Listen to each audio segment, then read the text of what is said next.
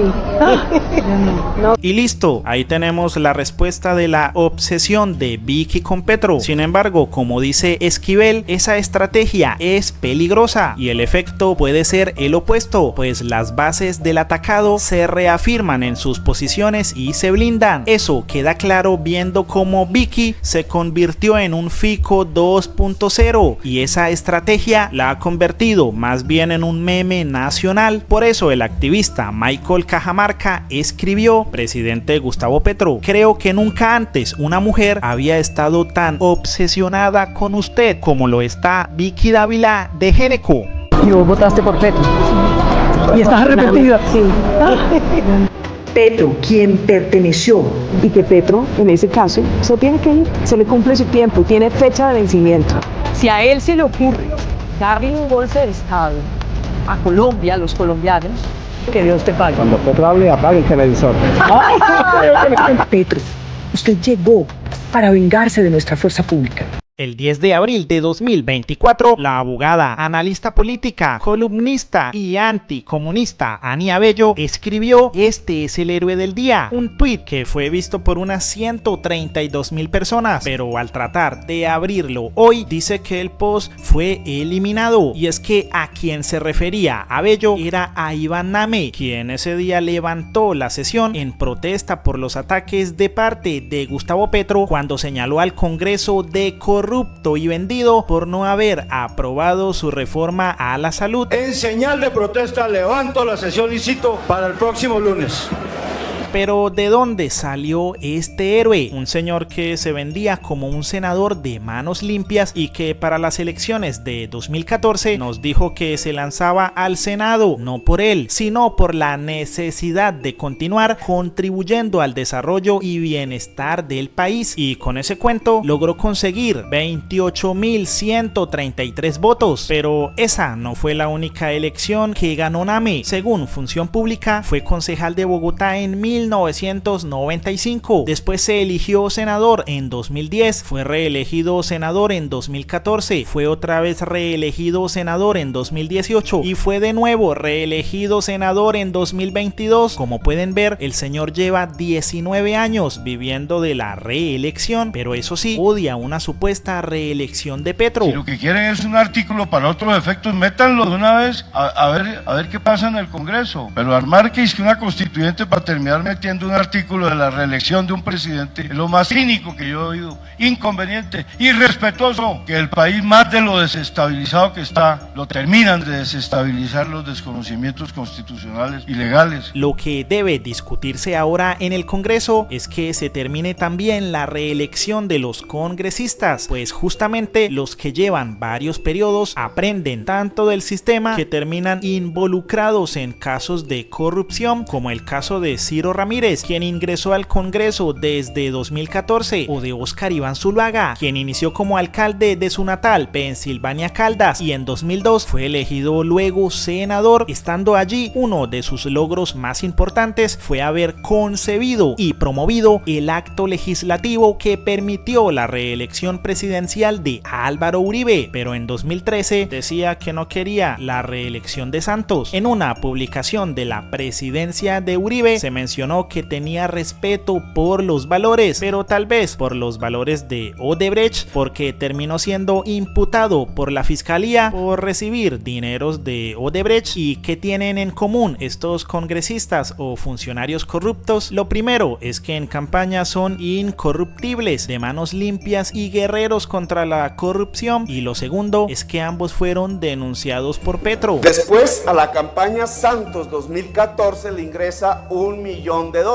muy conocido. La fiscalía no investiga esto. Y a la campaña Zuluaga le ingresa $1.6 millones, que el arquitecto de la entrega del dinero a Zuluaga es ni más ni menos el que ya había participado en el tema de la adjudicación, el señor Daniel García Arizabaleta, que tiene un puesto en la campaña Zuluaga. Y es que Petro desde el 2017 le había sugerido al Partido Verde que suspendiera su alianza con el Clan Name, y David Racero en enero de 2018 había escrito que un propósito para el 2018 era sacar a los mismos de siempre, como el senador Iván Leonidas Name Vázquez, por lo que Petro también respondió: el Clan Name, poderoso en Bogotá con concejal, y Barranquilla en las listas del Partido Verde al Senado de la República. Y otra cosa en la que se parecen es en la de negar rotundamente las denuncias de Petro. Oscar Iván Zuluaga dijo que eran infamias e Iván Name dijo que Petro hablaba con un lenguaje terrorista. Y no aceptamos un lenguaje terrorista. Ese no es un lenguaje político sano ni democrático. Es un lenguaje terrorista y nosotros lo rechazamos. Otra cosa que también tienen en común es que se tapan con los mismos abogados, pues el abogado de Iván Name es Jaime Lombana, el mismo abogado de Álvaro Uribe. Por esa razón estamos radicando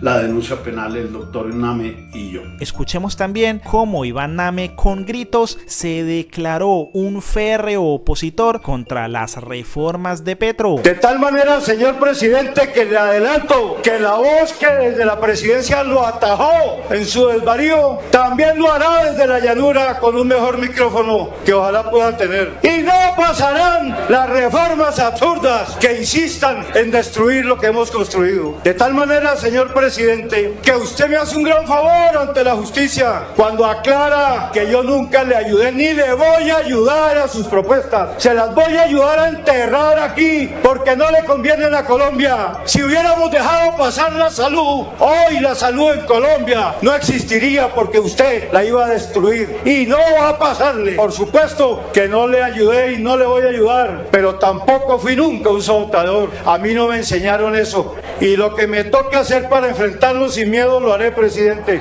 y no le acepto más acusaciones. Por eso, ahora que el héroe fue capturado, Levi Rincón escribió: ahora resulta que todos los uribistas que aplaudían a Name y lo ponían como un héroe de la patria están negándolo y diciendo que el ladrón ese es petrista. Es increíble el cinismo de estos paracos y Y le quiero decir al señor presidente además que no soy perseguido por la justicia como si no fue él de los crímenes que cometió en sus tiempos de subversión, que no es igual a la insurgencia. A mí no me persigue la justicia. La Corte Suprema de Justicia, en cambio, está investigando el desfalco de los funcionarios que nombró el presidente de la unidad. A mí quisieron acallarme y no podrán. Por eso, sin ningún complejo, concurro a mi Congreso, a mi Senado, y con la capacidad mental, intelectual y política para enfrentar el desafuero, el desvarío de los depredadores que tanto daño le hacen hoy a Colombia.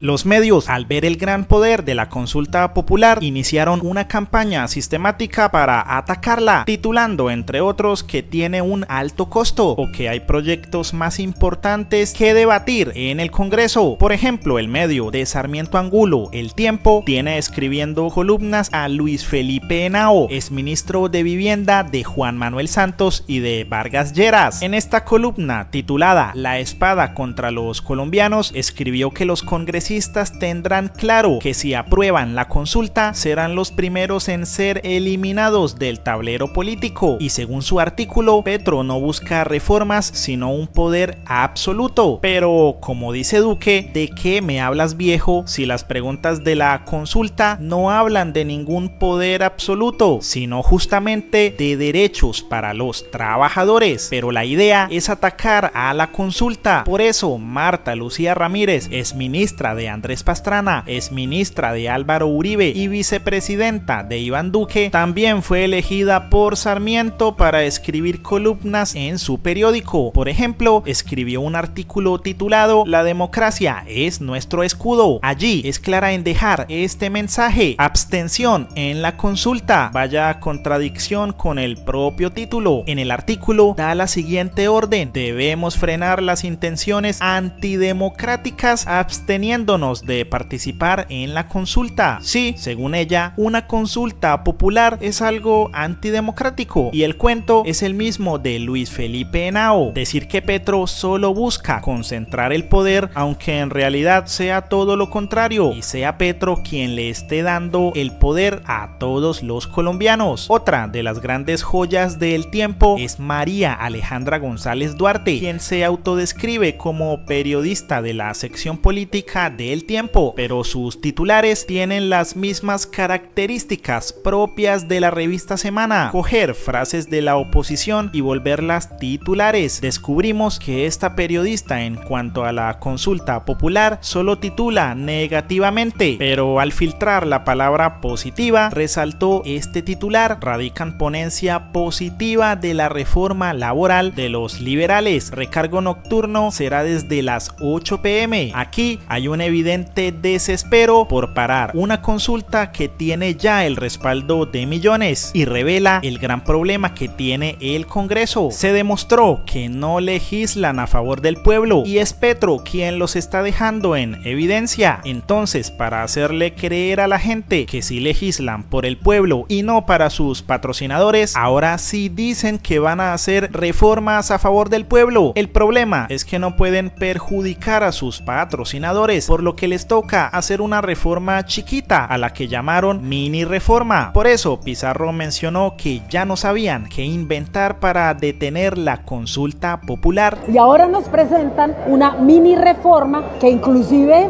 lo más evidente de entrada, reconoce la jornada laboral nocturna desde las 8 de la noche y no desde las 6 de la tarde como lo contempla la reforma laboral. Pues desconocer a la gente es lo que ha hecho este Congreso 2 años y medio. Consultamos el proyecto y sí, efectivamente dice que la noche inicia es desde las 8 p.m, pero lo más indignante es lo siguiente: para los sectores de seguridad y vigilancia privada, hotelería, gastronomía, comerciales, entretenimiento y demás sectores con actividad mayoritariamente nocturna, no se considerará trabajo nocturno el que se realiza en el periodo comprendido entre las 8 p.m. y las 9 p.m. O sea que para ellos desde las 8 hasta las 9 de la noche aún sigue siendo de día y no hay derechos para ellos. Lamentable para un Congreso desconocer el artículo 13 de la Constitución. Todas las personas nacen libres e iguales ante la ley, recibirán la misma protección y trato de las autoridades y gozarán de los mismos derechos. Pero para este Congreso claramente no todos somos iguales. Por eso este duro mensaje le enviaron Mondragón y Wilson Arias. Atención, trabajadoras y trabajadores colombianas. Algunos liberales como Pinto, comandados por César Gaviria, algunos congresistas del Verde, el grupo del Nuevo Centro Democrático, creen estúpido al pueblo trabajador. Sí. Quienes hundieron la reforma laboral ahora radican un microproyecto de ley laboral que nos quiere hacer pasar como reemplazo de nuestra reforma laboral. Eso es gato por liebre.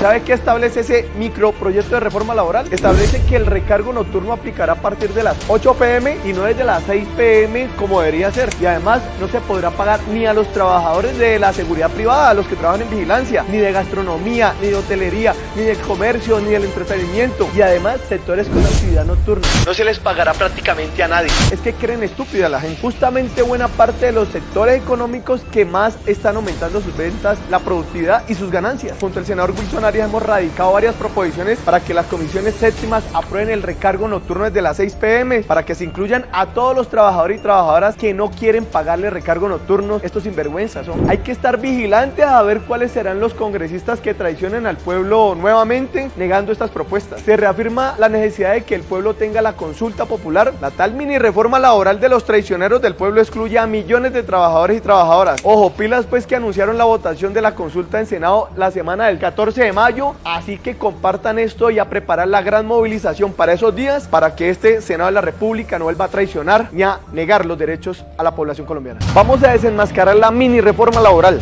Liberales como el senador Pinto, el senador Efraín Cepeda y congresistas verdes, el grupito del Nuevo Centro Democrático, andan diciendo que ya no es necesaria la consulta popular, dizque porque radicaron una micro reforma laboral, ahora en trámite para despistar incautos. Pero esa micro reforma radicada es una estafa para engañar al pueblo trabajador. Veamos por qué. Plantea que el recargo nocturno inicia a partir de las 8 p.m. en lugar de las 6 p.m. como lo hemos estado planteando con el presidente Petro. Establece que el recargo encargo nocturno no aplicará para trabajadores y trabajadoras de la seguridad privada, ni para la vigilancia, ni de la gastronomía, ni de la hotelería, ni del comercio, ni del entretenimiento, y ni demás sectores con actividad nocturna. Es decir, excluye a millones de trabajadores y trabajadoras que se lo merecen. No incluye ningún artículo que reconozca el carácter laboral del contrato de aprendizaje, es decir, todas las prestaciones de ley, primas, auxilios, salario mínimo para 400.000 aprendices del SENA y de otras instituciones de educación al año. No tiene ningún artículo que dignifique a las trabajadoras domésticas con su formalización.